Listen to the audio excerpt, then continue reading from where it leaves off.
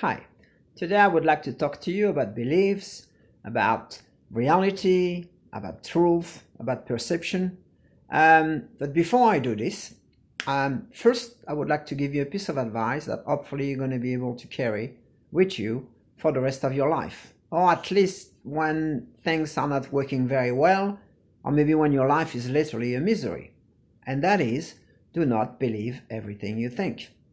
Might sound weird if you have never heard that before, so I'm going to repeat it. Do not believe everything you think. Now, the next question probably will be why.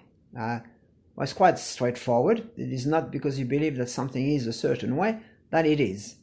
As a matter of fact, there is no reality except the reality that we create in our mind. Now, don't get me wrong, there's no problem per se about believing what we believe.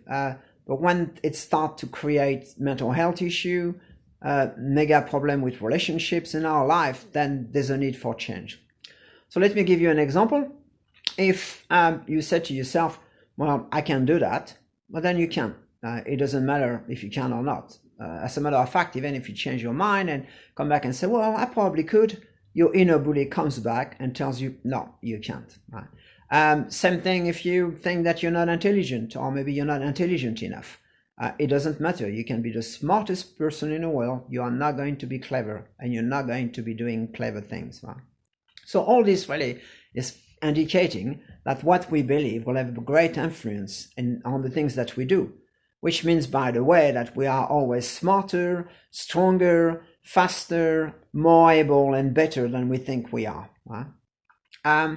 If I could actually give you, or even go further with this, is really saying that actually there's no reality, there's no truth except what we believe is. Now, another example I like to give you is to take something that controls the world and most everyone in it.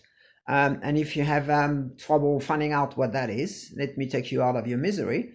And that is money. So money does not exist, right? It is not because you're giving me a piece of paper which says 50 on it that is actually worth anything except the paper that is printed on. The only reason why money exists and has the value that it has, because we all collectively decided, and it does, but the day we change our mind, all that thing will collapse. Now, there's probably not a reason for this to collapse because, the system is working. And the advantage as well is the fact that if you live in a country that prints its own money, you're never going to go bankrupt. Right?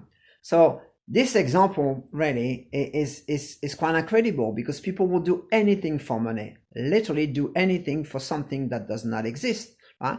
They would stay in a job for the rest of their life, even if they don't like it. They would stay in a toxic relationship.